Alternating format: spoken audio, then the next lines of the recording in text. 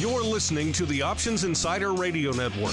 For more quality options programs, visit www.theoptionsinsider.com or search for Options Insider Radio Network in your podcast provider of choice. Listeners can also access all of our programming through our mobile app, available in iTunes and on Google Play. Don't forget to follow along with your favorite programs and submit your own questions for the hosts at twitter.com/options. Facebook.com/TheOptionsInsider or via questions at TheOptionsInsider.com.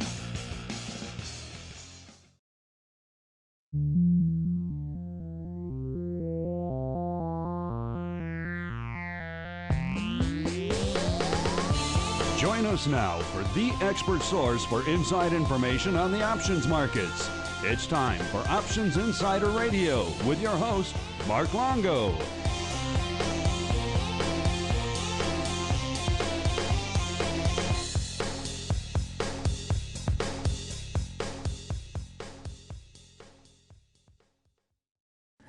Two, one.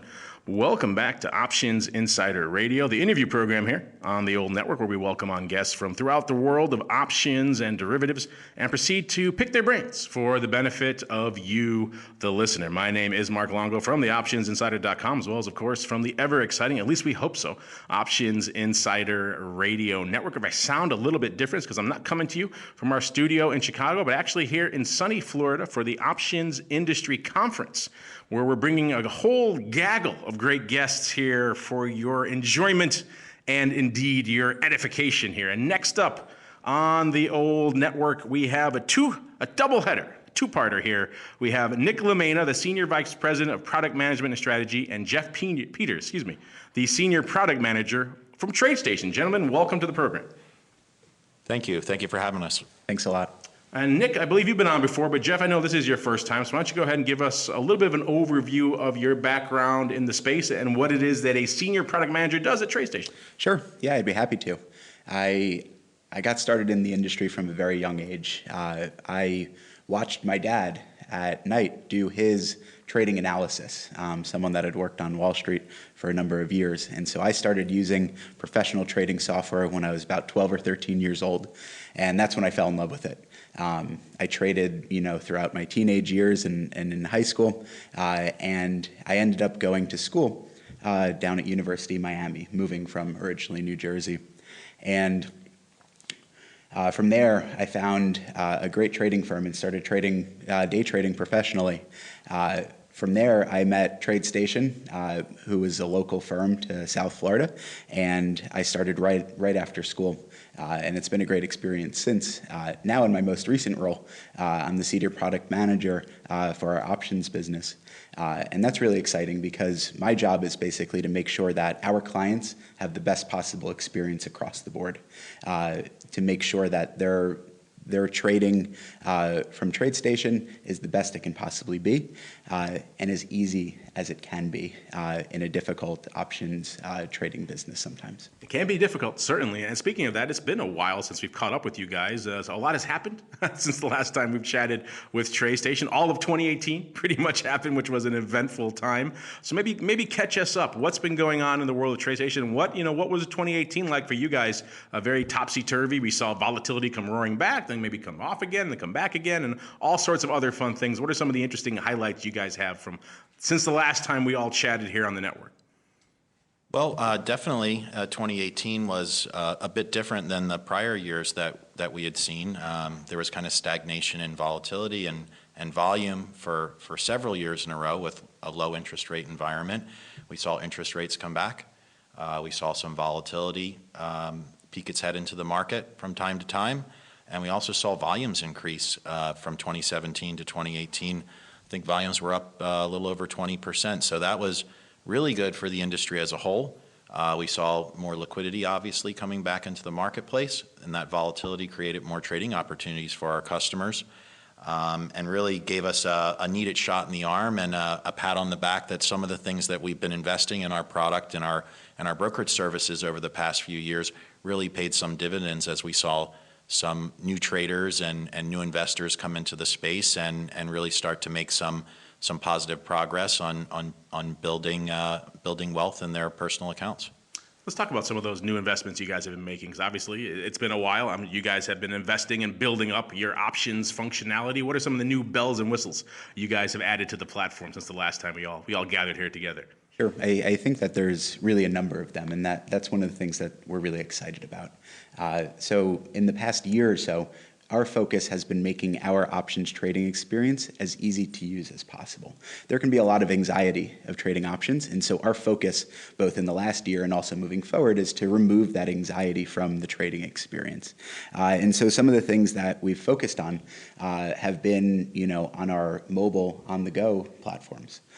We know that, options trading started, a number of years ago now, and the people that had the ability to trade options were maybe floor brokers or market makers. Now, what we're finding is that people are trading options from anywhere, from the palm of their hand. And so a lot of our focus has been enhancing our web and mobile products. So some of the things that we've done are we've added new types of data to our options chain. Things like probability out of the money, in the money, break evens, all things that people are going to need at a glance to help them decide whether or not they should potentially enter an options contract trade. Other things too are a completely overhauled user interface on when people are managing their positions. When people have open orders and positions, that can be a time that could add stress, right? Their money is on the line, it's moving up and down. That needs to be something that gives them confidence. And so we overhauled how people manage their positions. They're able to close positions much easier. They're able to close, some legs of their options trades versus the whole position. And we've streamlined that quite a bit. That's been something that's important to us. Other things too on our web and mobile products, especially our mobile apps, is the ability to fund their accounts right from the palm of their hand. And so that's not directly related to options trading, but things like that are allowing people to be anywhere. Taking Apple Pay into their TradeStation accounts. Is that the level we're getting to now, Jeff? Google Pay? Things are moving in the direction of really easily moving money in and out of accounts. And so while it might not be Apple Pay, you are able to connect your bank account right to your TradeStation account and move money in and out. So that trend is only continuing and moving quick.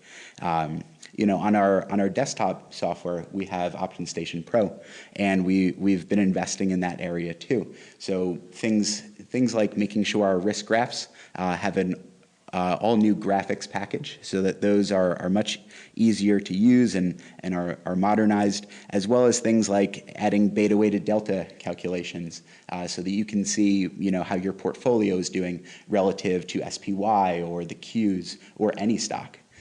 So exciting in those areas. We have a great offering for both professionals and that people that are sitting in front of their computer every day.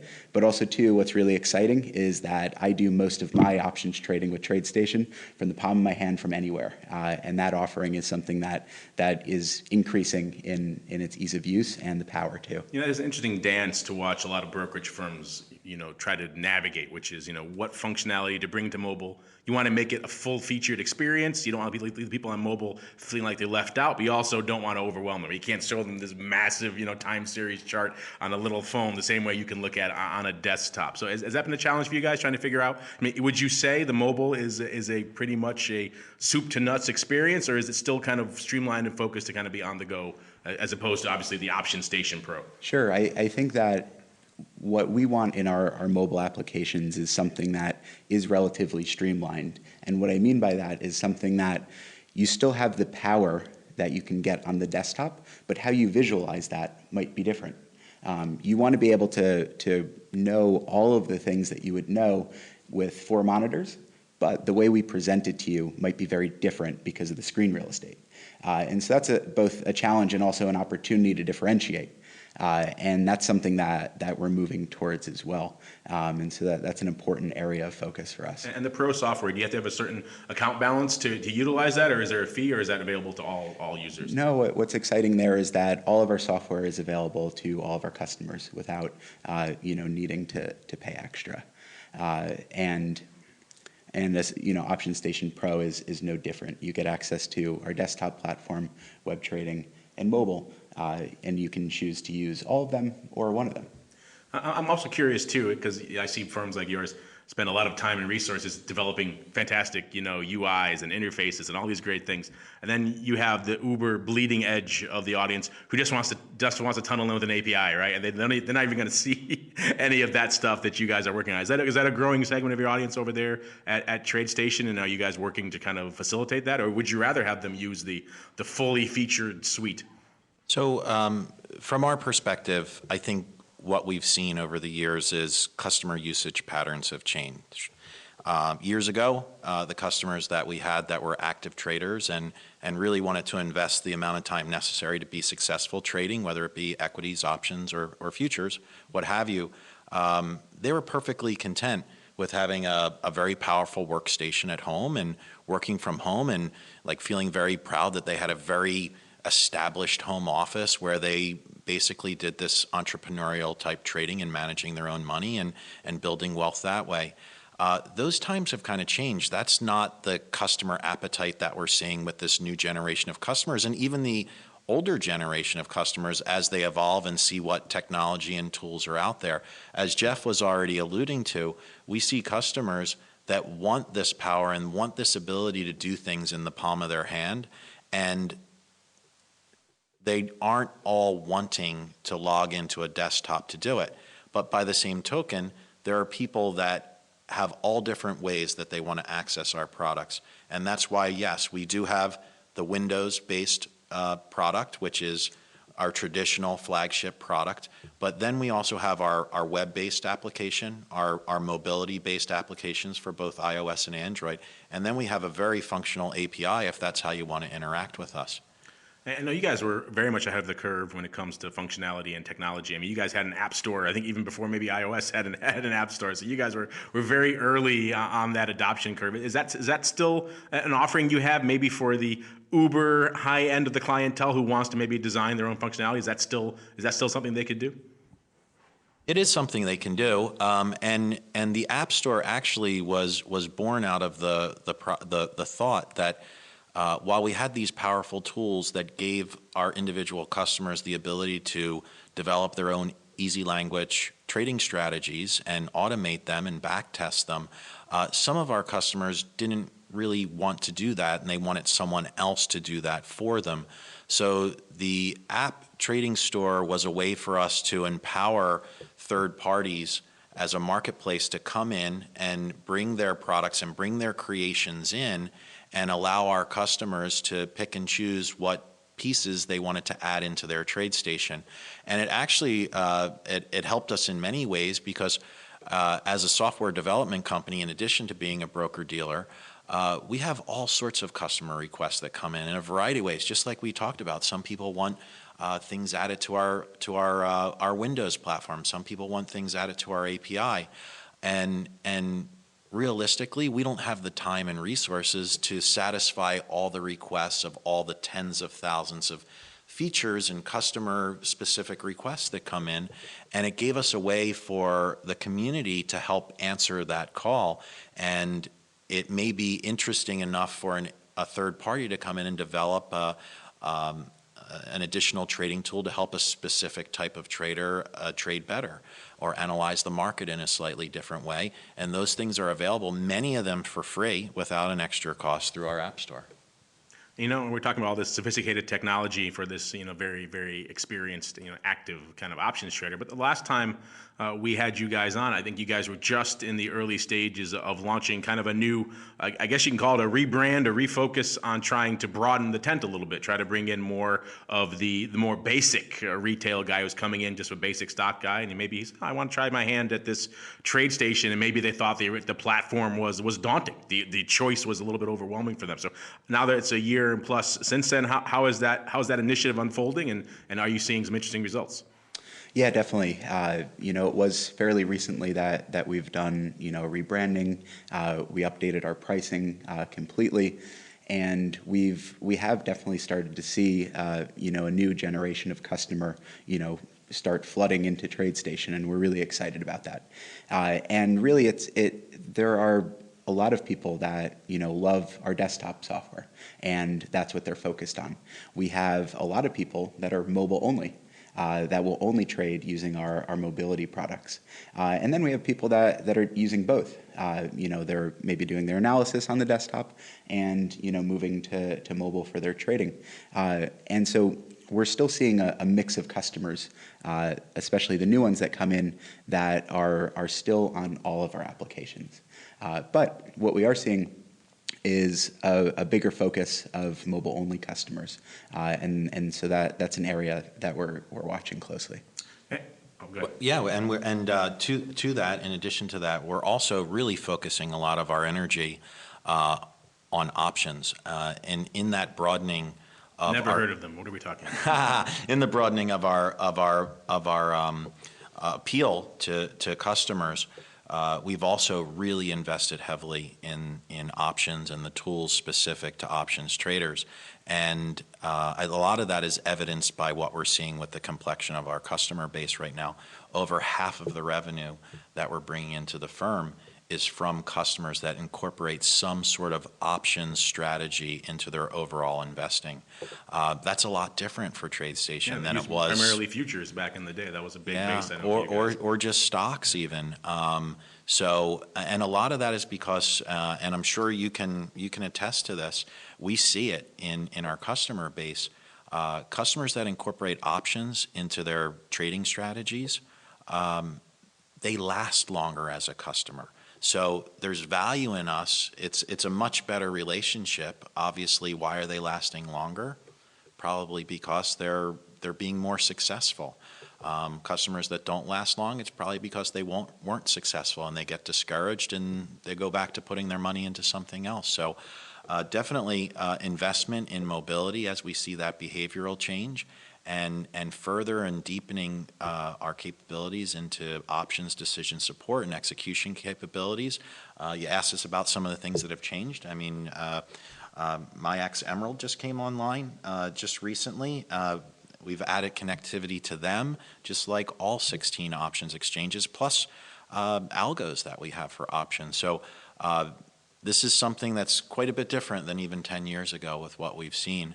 And the number of customers and their trading styles and the explosive growth that we're seeing in complex options trading and the amount of that complex options trading even being done, the analysis and the trading itself being done on mobile is just amazing. But it's really reassuring in a sense that the things that we've done have really paid dividends and we're really anticipating customer needs in many ways. Well, it's certainly music to the ears of our audience. You guys are doubling down and investing in options. They certainly like to hear that. You mentioned the exchanges. We're obviously at an industry conference, so exchanges are top of mind for a lot of the people here. A lot of our guests come through from the exchange world at this conference, and obviously we're up to 16 now. It's an interesting, somewhat contentious topic to hear that level of trading venue, shall we say. What are your thoughts on that as a retail-oriented platform? You mentioned just adding the connectivity. Have you reached the point where it's becoming onerous to you guys and to your clients as a result? Maybe it's time to rethink that level, or maybe do you think it's just this is kind of just business as usual in the space and it's not really having much of an impact on you guys? So it's hard to say. I'd say sure. There are definitely added costs and added complications every time another exchange comes into the fold. Personally, what I would like to see is if we are adding more exchanges, or even with the existing 16 exchanges that we have right now, if the differentiation between those exchanges was maybe more than just pricing schedules. If there was more functional, more innovation based on trying new ways to manage the order book or give order priority. I'm not sure what those things are. But as opposed to just having slightly different pricing schedules where it may be more advantageous or cost effective to post or take liquidity on one exchange versus another exchange. Yeah, calling them exchanges may be a little generous these days. You're right. They're differing fee schedules pretty much at the end of the day. But you're right. It is a bit of a contentious issue. I don't think we've seen the last of it. I'm sure we'll probably get closer to 20 before we see 10 again, I would think. So maybe a lot more to go on that front. And another interesting area that's certainly, I'm sure, interesting for you guys. We always ask our audience before we come down here, what kind of topics should we discuss? What are you guys interested in? And certainly for a lot of the retail audience in particular, at this time of year, always earnings season, we always get this question, and it is, hey, I can trade my stock on my Google, my Amazon, etc. I can open and close it in the day. I can open and close it in the after hours, no problem. I can't do that with my options on my Google, my options on my Apple, my options on my Amazon. So I like to take the pulse of everyone when I come down here about that topic of after hours options trading. Is that something that you're hearing from your clients? I mean, we are, so I'm assuming you guys are. And then B, what are your thoughts on that? Is that something you guys would like to see? You think we're maybe approaching that? Are we still a long way off? Or what are your thoughts on that topic in general? So since I think 2003, TradeStation has supported futures. And since 2001, we've supported pre-market and after-hours trading on equities, and our futures trading being close to 24 hours a day. So we're a brokerage that welcomes trading outside of that normal 9:30 to 4 o'clock Eastern time window. We're equipped for it. Our technology is equipped for it. Our staffing is equipped for it. I think the challenge with it is if we are going to have after-hours trading with options, or even pre-market trading with options, there needs to be some sort of commitment of liquidity in those time frames. Because I don't think it does anyone any good if we extend trading hours or create an after-hours or a pre-market trading session, and the spreads are a mile wide, and the customer experience as far as fill quality is just not there. So I think that's kind of the challenge that the industry has as a whole, where the retail firms all need to support it, the exchanges need to support it, the liquidity providers need to support it, so that we can all ensure the success of a healthy kind of liquid marketplace in those timeframes as well. It seems like there's a bit of a bifurcation in the space, whereas the retail-facing firms are certainly more in favor of it, shall we say, because they're hearing from it from their audiences, whereas the exchanges, the institutional firms, a little bit more reticent. They have to staff up, they have to handle it, they have to provide the liquidity you just spoke of, so a little bit more challenging from their perspective. I will say, though, we had John Davison, the CEO of OCC, on this morning, and he seemed pretty optimistic at the process. He saw that it would be a pretty easy overhaul to the technology, and the industry could be able to do it. So that made me happy to hear that the plumbing, the infrastructure is there to handle it if indeed someone ever decides to flip the trigger. Well, gentlemen, I'm glad we can get you on and kind of catch up on what's been going on TradeStation. But before we go, we are at a conference. People are making announcements, and sometimes we like to give our guests the opportunity to, maybe you want to give our audience a little bit of a hint, a little bit of a tease of what they can expect from you guys coming down the pike. If that's the case, now is the time. The floor is yours. Sure. I think one thing that you can expect from us in 2019 is a continued investment in our options product and our options experience for our customers. That's something that is a top priority for us. Making things as easy and as simple as possible for our customers is something that's our focus. Other things too that are coming up in July, we have a 2-day options education event in Southern California. That'll be headlined by Larry McMillan and also Sarah Potter.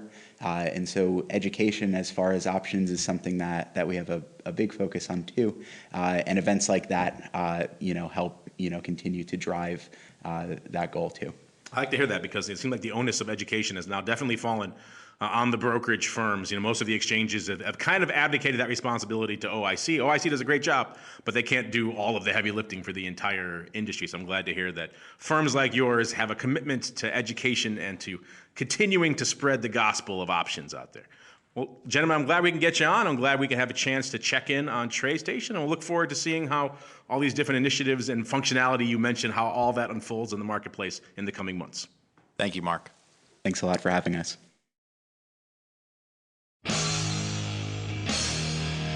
The preceding program was a production of the Options Insider Radio Network. For more quality options programs, visit www.theoptionsinsider.com or search for Options Insider Radio Network in your podcast provider of choice. Listeners can also access all of our programming through our mobile app, available in iTunes and on Google Play. Don't forget to follow along with your favorite programs and submit your own questions for the hosts at twitter.com/options, facebook.com/The Options Insider, or via questions@theoptionsinsider.com.